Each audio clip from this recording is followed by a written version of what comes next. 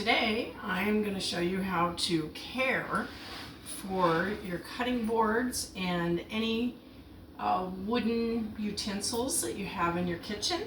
And wood is a very nice material. It lasts a very, very long time. And if you just take good care of it, it'll last you an even longer time. One of the things that you want to remember is you always want to use a food grade type of oil and not your standard coconut oil or vegetable oil, because what's going to happen with that is it will get rancid.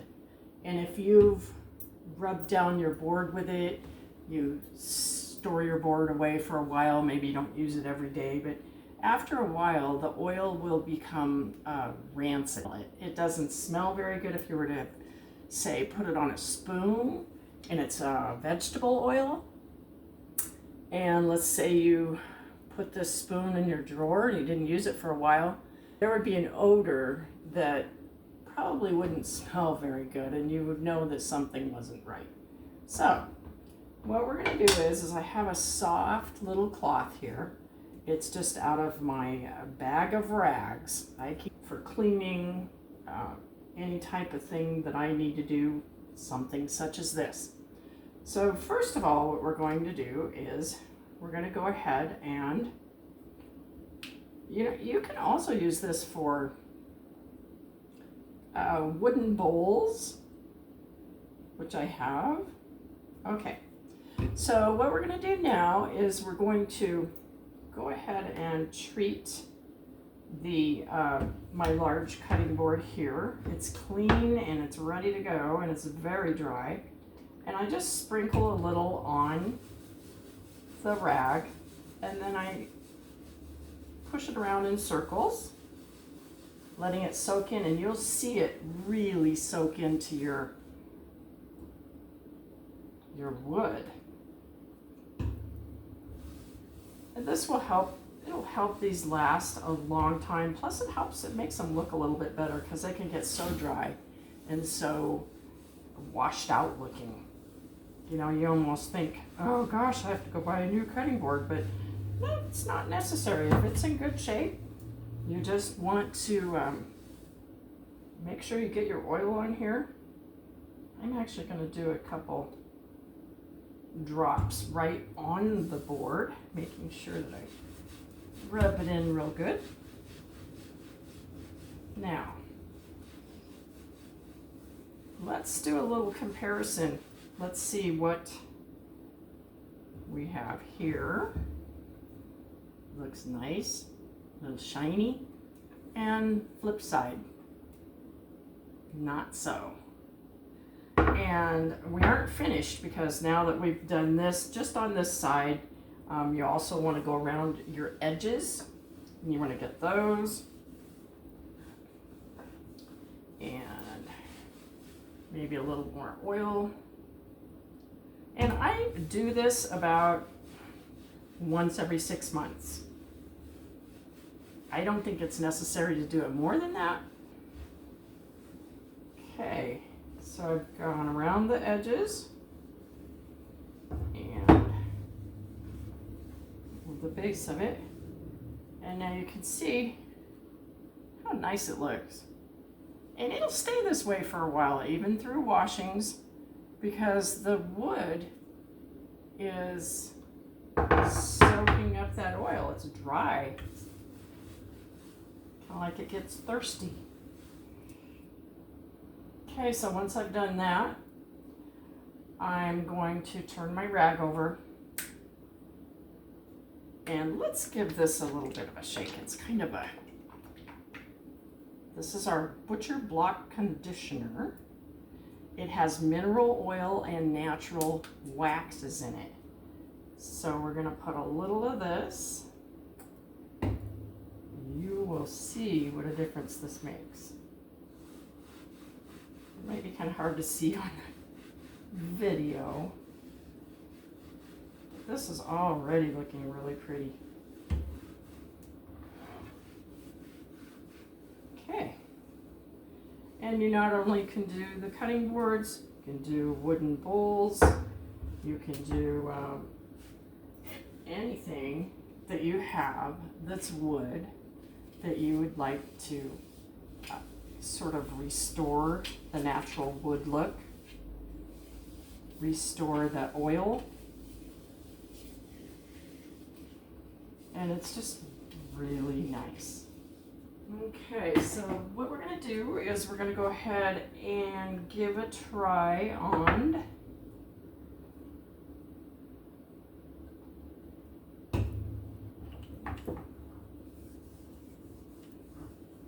this rolling pin, and it's old. I've had this for so many years. My mom gave it to me. It's in pretty good shape though. Still works good. And once you get it rubbed down, and you're also conditioning your hands, so it can't be too much of a bad thing. But look how nice.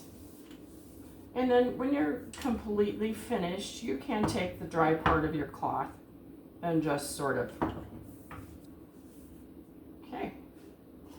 And I have a couple of more items here. I have a spoon, which has gotten super dry. I think sometimes the weather, of course, has something to do with that. And your kitchen can get dry. But just giving it a little bit of oil really seems to help. And of course, it'll make your things last longer. You know, you don't want to be running out buying wooden spoons every year. And always, when you're washing them, make sure you wash them really good in the warm soapy water.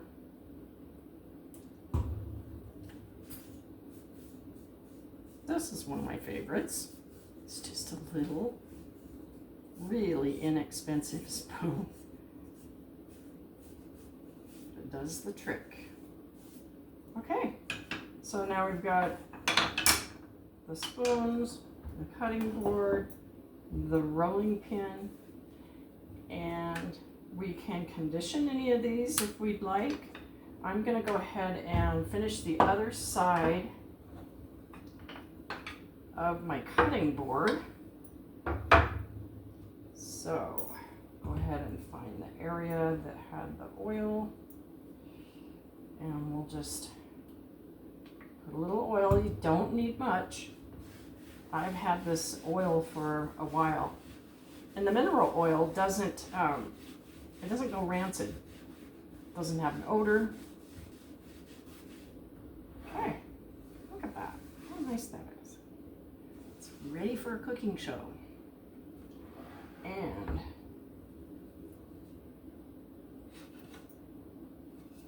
this little guy is now dry. So I'm gonna go ahead. I use this one all the time. You can see how it's so dry. Just soaks right up. And it's going to be ready for a lot more. I have certain cutting boards that I use for certain things. Like I have one. I don't really condition it much, but I do keep it.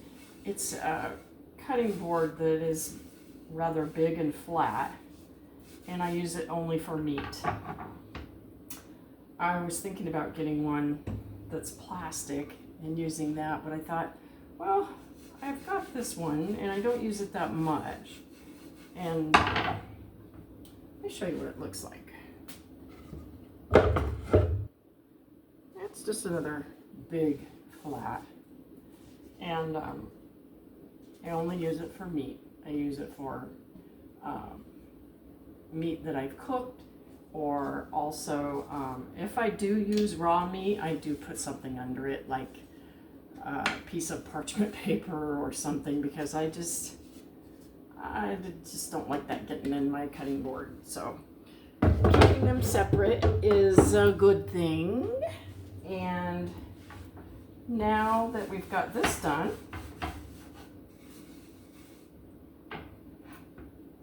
these are ready to get stored away. Remember, as you wash them, you want to scrub them with soapy water after using them and dry them thoroughly. And then I stand mine up, not right here, the place I have it. I can't, it's kind of hidden behind over on the side of my stove, but you want to stand them up like this because you want the airflow to flow around and help dry them off. And the one last thing that I want to show you is these little scrubbers that I have. And you can see how dry they get. So I thought I would try a little bit of the oil. See how it does. Oh yeah, wow. It's brand new again. Look at that. Looks nice. And since these sit on my kitchen counter, you know, over by the faucet, they look nice. And the little trays, I just clean these with vinegar and put my little scrubber on there, let it sit there, let it air dry. And the same thing with this guy. This guy's got some soap on it from what we were just using, so we'll rinse it off.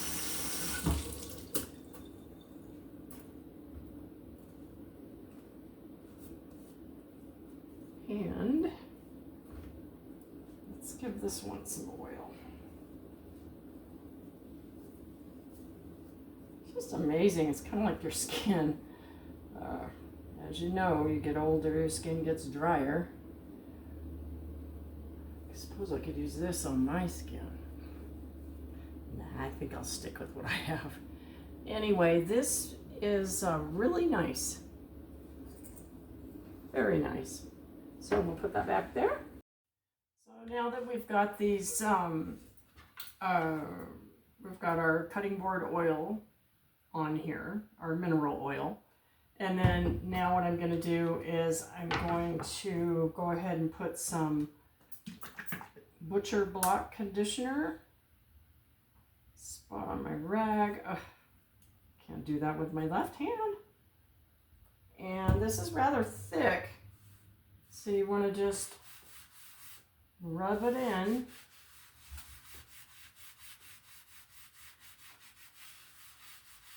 And this is just like a second coat. It's not just mineral oil, but it has a little bit of the, I'm just going to do a little, my rag's getting really oily.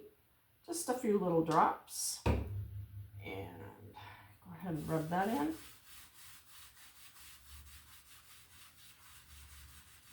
And now we've done the two steps. The first step was the mineral oil. Second step is the Butcher Block conditioner.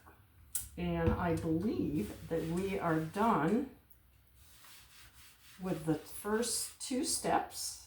The two steps, the only steps. And I want to thank you so much for watching my tiny kitchen.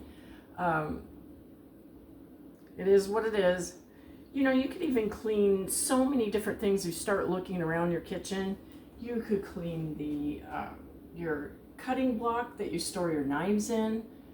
Clean it and scrub it up good. Put some oil on it.